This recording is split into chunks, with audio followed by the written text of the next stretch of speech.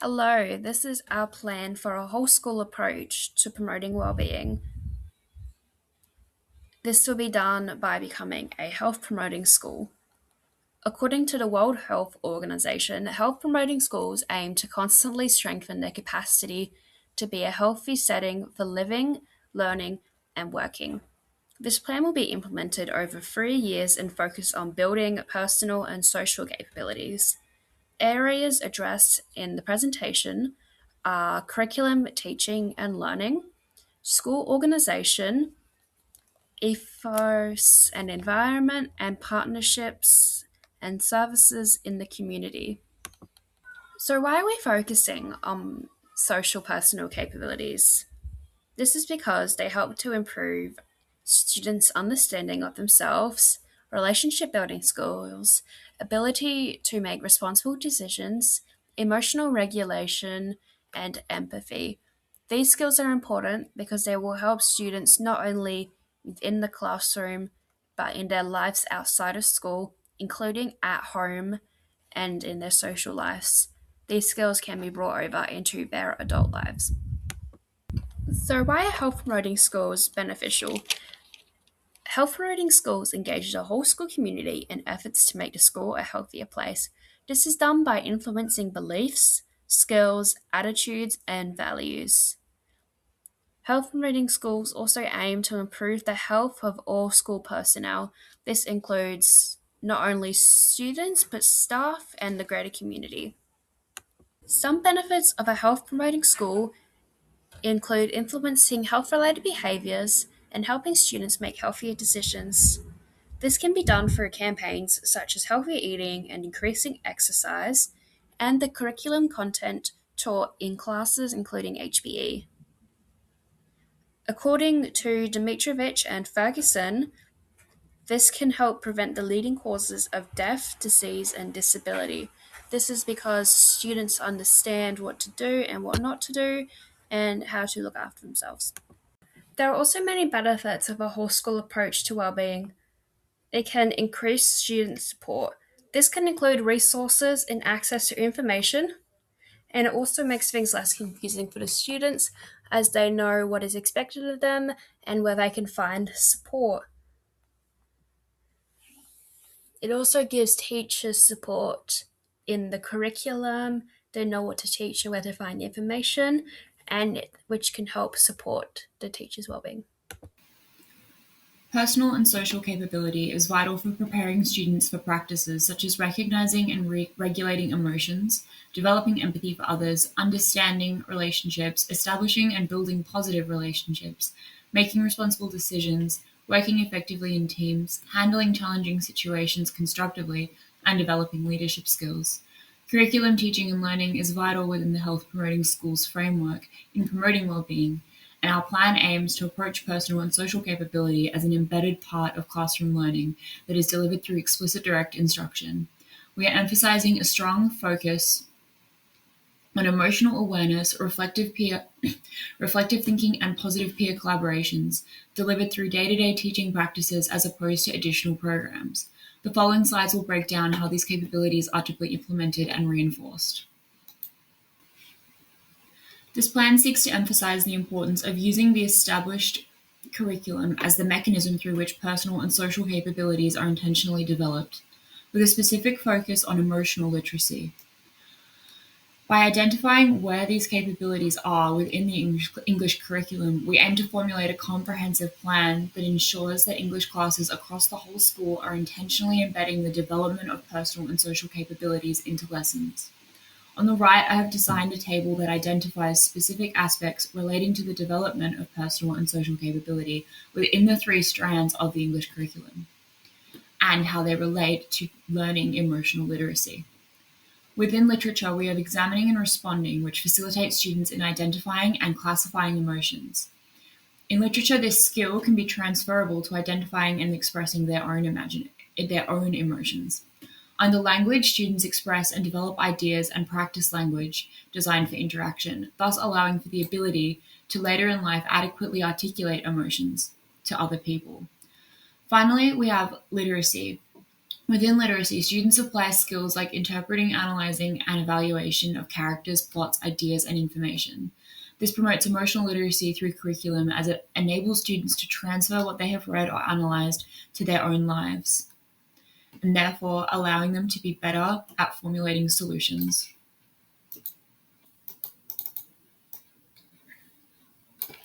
As part of our commitment to developing personal and social capability through the curriculum, we would like to implement a whole school program designed to facilitate reflective thinking, mindfulness, and well-being. This program would be run through the Health and Physical Education Department and adheres closely to the established curriculum. The proposal is for a classroom activity that takes place at the beginning of each health class. It runs for 5 to 10 minutes and involves each student completing a guided/prompted journal entry or task. Each prompt or task is designed to promote reflective thinking, personal well-being, or mindfulness. The timeframe of the program would be the entirety of the school year, and it would progress through each year as students go from years 7 to 10. It's designed this way so that when students enter year 11, the practice of journaling has been ingrained and can be continued independently. The wellness benefits of journaling are that they help to manage stress and anxiety, they boost self-esteem and mindfulness, and allow children to develop a reflection and personal growth. Additionally, journaling provides a creative outlet which can help students to develop in their social and personal capabilities. Improving the social learning of students improves academic performance, and we can make this an ingrained whole school approach by encouraging our teachers to approach collaborative learning as a skill that must be explicitly taught and directly modeled. By engaging with strategies that promote supportive relationships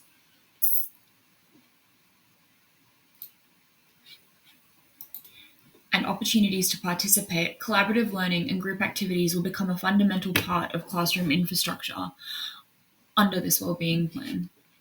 Teachers will be encouraged to pursue effective strategies for collaborative work, such as rotating students through groups to foster inclusion, diversity, social skills, and empathy, as well as making time for debriefs after completing an activity, establishing group agreements, and utilizing group activities to protect participants from the pressure of choosing or being chosen.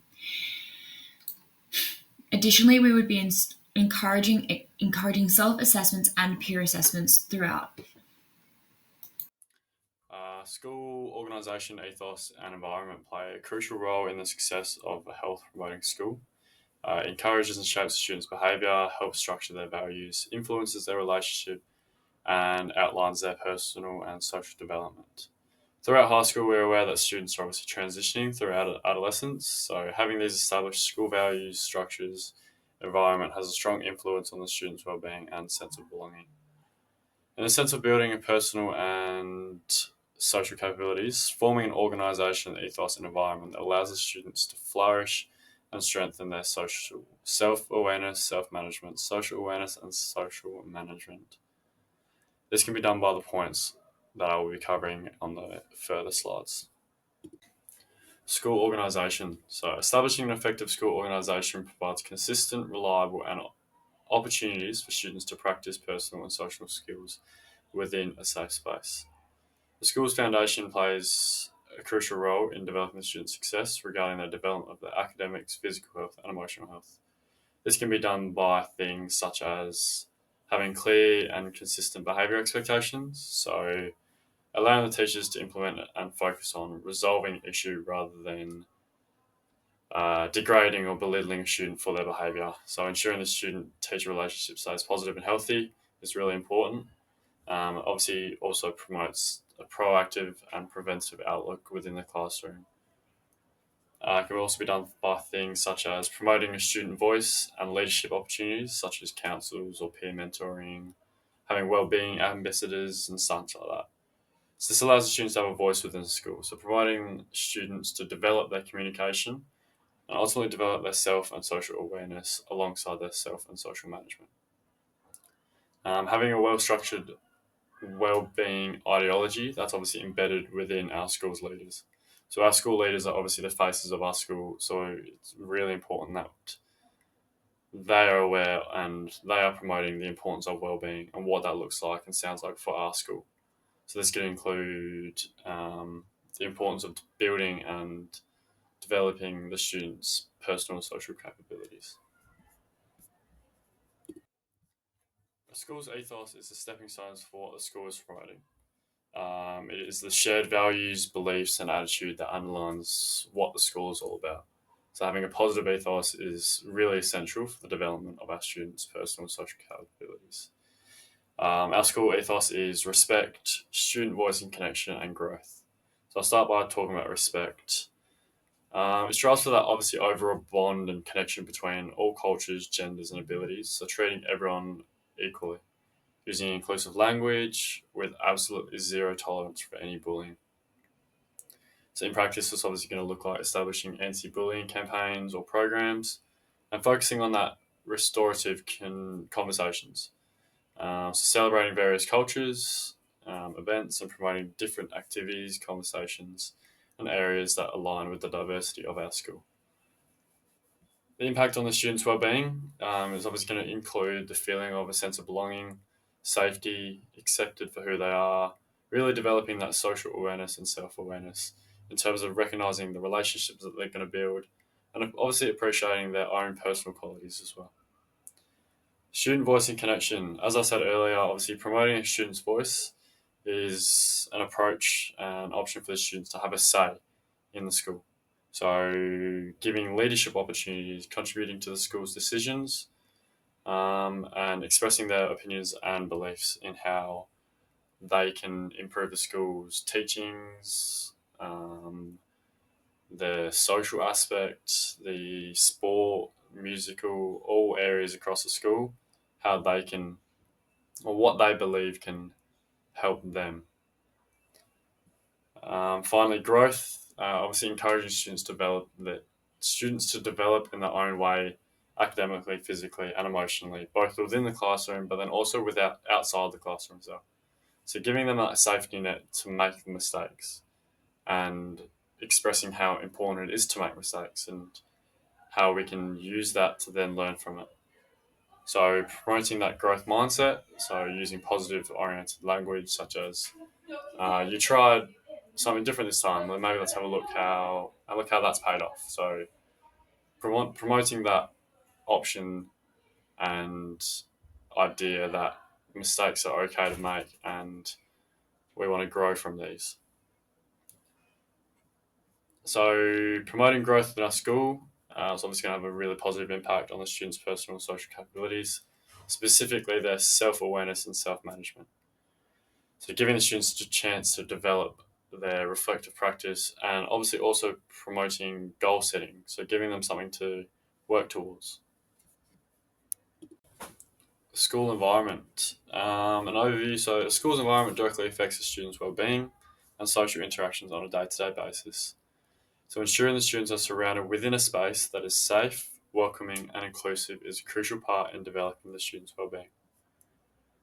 To ensure our school environment is safe, allowing the students to feel physically secure, supporting their well-being and self-awareness, self-management and social awareness and social management.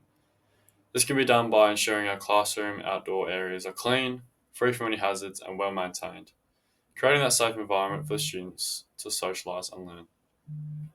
Making sure our well-being spaces are obviously also clearly indicated by clear signs, allowing the students to access them when they may need it. Incorporating a welcoming environment. This can be done by developing shared spaces that promote positive social interactions. For example, having social events at recess and lunch like board games, sports competitions, and even musical performances. Across the school and classroom, displaying the students' work and achievements. This welcoming environment can encourage connection, comfort, and engagement, allowing the students to feel valued and connected within the school and its community, developing their sense of belonging. Incorporating an inclusive environment. So the feeling of inclusivity doesn't just relate to within the classroom, it is a crucial part of creating a diverse school environment. Physically ensuring the school's facilities are accessible for everyone, such as ramps, lifts, accessible toilets, and so on. And then also within the classroom, having the flexibility to adapt to various learning styles that some students may need to learn. Throughout the school, displaying various cultures and communities to ensure the feeling of inclusivity is also very important. Partnerships and services. School-based services strengthen students' connection with the wider community, supporting social development, including social awareness and social management, and successfully integrates them into society. And social management. Partnerships with families and community services create an open support network, whether this is that addresses students' emotional and social needs. Allowing services to get Providing through services school, within the school environment increases partnerships equitable with access families to and support community for students who may services not have the create an access open at home. support network So for students, parents that addresses who can't students' afford it social or and emotional do not needs. value these services. Providing In-reach these services within such as our schools counsellors may and cultural break programs down these reduce barriers to for some access students' and access to normalise these help services. seeking to create a By safer having them in environment. school, So it takes that creates stigma more away. opportunity External partnerships for all of like the students, Headspace and especially Helping the Minds ones who do not have the complement access our to these school-based services supports without by school. for providing specialist We have in-reach expertise services to that promote we student will well-being. be hoping to implement in the Partnerships school. and services. So this is counselors School-based and services strengthen chaplains students' connection and with other the wider cultural community, programs. supporting social These reduce barriers to development, access including and social awareness normalise and help social seeking management, to create a and safer environment. successfully integrates So it them sort into of society. normalizes it and takes Partnerships that with stigma families and away community a little services bit. create an open We support also network have external that partnerships, addresses students' including emotional Headspace and Helping and Minds, social needs. which complement our Providing school-based supports services by within providing the school specialist environment expertise to promote increases student equitable well-being. access to support for So, students who may not yes, have we the have access at home. teachers that have So for plentiful students, knowledge, parents who but can't we need afford it these or specialized do not value experts these to come in services. and In-reach really services, provide such as our that extra counsellors support and where cultural teachers programs, just can't for every reduce student. barriers to access. Some outreach services that we will create partners with will be Headspace. Headspace is a very good service for students, especially high school students, as it provides youth-focused mental health services. It is accessible online, in person, and has a 24/7 option. So it's just a really good support services for students to know and have sort of a relationship with. They have apprehensive incursions and workshops where they can come into our school, specifically designed for school-age students, and it helps supports development of their self-awareness as well as social management, directly relating to our personal and social capabilities. We also have Yoga Migos, which delivers tailored well-being programs for high school students. Some wellness activities include yoga, mindfulness, Pilates, strength and fitness, and martial arts. Now, these activities that they have can be implemented into our school and monitored to see what works best for our students and what our students get most out of, and that's how we can implement these services a bit more. Mindfulness-based intervention in youth has shown a reduction in behavioural problems and stress and improvements in ability to manage their anger, well-being, and sense of belonging. So lots of great outcomes from these mindfulness programs. We've also got Helping Minds, which is another awesome program that we would love to implement. It provides mental health education programs in schools. And it's also for students whose family members are having mental health challenges. So it builds emotional understanding. It helps seeking strategies, which supports our general and social capabilities. Some in-reach services that we will provide in our school will be a school counsellor. Now, they will offer emotional support as well as active listening and be a safe space for students to come to regulate their own emotions. They can also support referrals to external services if there are wellbeing concerns for that individual. Clontarf Academy is an awesome program for Indigenous boys. It is designed to support students to stay in school, to improve their well-being and their readiness for employment post-school. It embeds cultural knowledge and practices into the school context to create a more meaningful learning experience for those students. A study was done that Clontarf support had improved communication skills, sense of belonging, and self-confidence, highlighting the development of social skills and self-awareness capabilities. Deadly Sister Girls is a 100% Indigenous-led program for Indigenous girls, specifically their education, health, and well-being. It strengthens students' identity, diversity, and respect, which leads to students feeling more accepted and valued, creating more beneficial well-being. It is 100% necessary to have partnerships with the parents and caregivers of our students. Collaborations with families is essential for student well-being. Strong partnerships effectively support and empower positive parent engagement. How do we do this? We need to communicate effectively with families to build positive, trusting relationships. We need to engage with the family needs to support their students' academic, social, and emotional demands. It is vital that we have school boards so that we get the parent and caregivers' opinions, as well as parent-teacher interviews so that we can work with the individual parent, as well as just gaining that relationship with parents. The aim for our first year of implementation is to set a foundation for personal and social capabilities through creating a welcoming, safe, and inclusive environment within the school. This will involve developing a strong organisation, ethos, and environment that promotes the development of personal and social capabilities. The main goals for the first year are to have clear wellbeing policies and structures that deeply align with the development of students' personal and social capabilities. We'll follow a positive ethos that encourages the development of the student.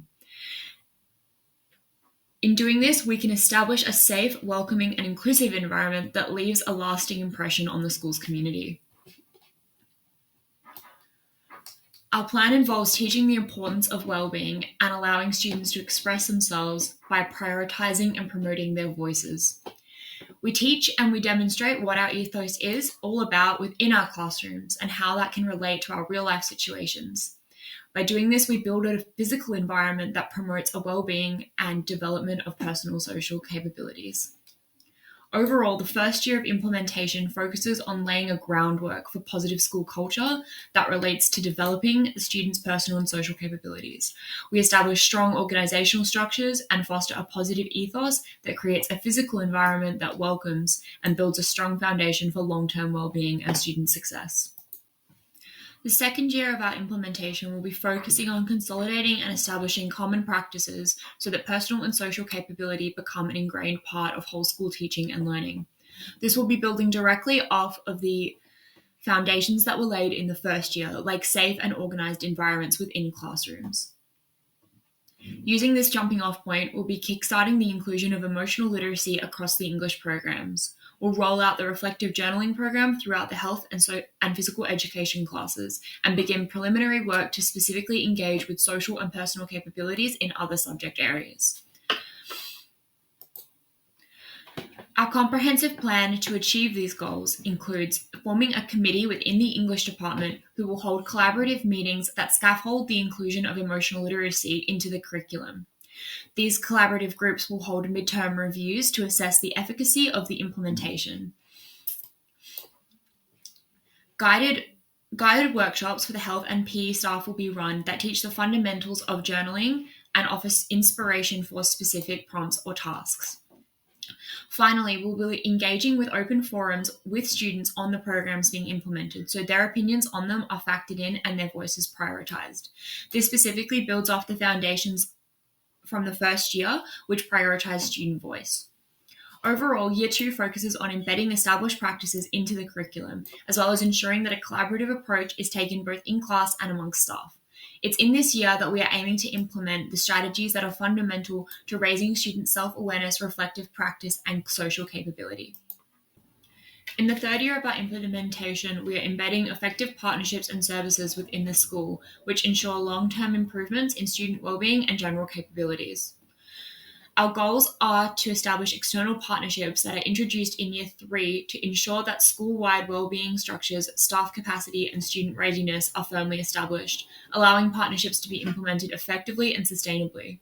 We will gather engagement data and feedback on preferred mindfulness activities and wellbeing services to be introduced. Our plan to achieve those goals involves conducting and analyzing student surveys to identify mindfulness activities and services. We will use reviews of social and emotional curriculums to adjust and meet students' evolving needs.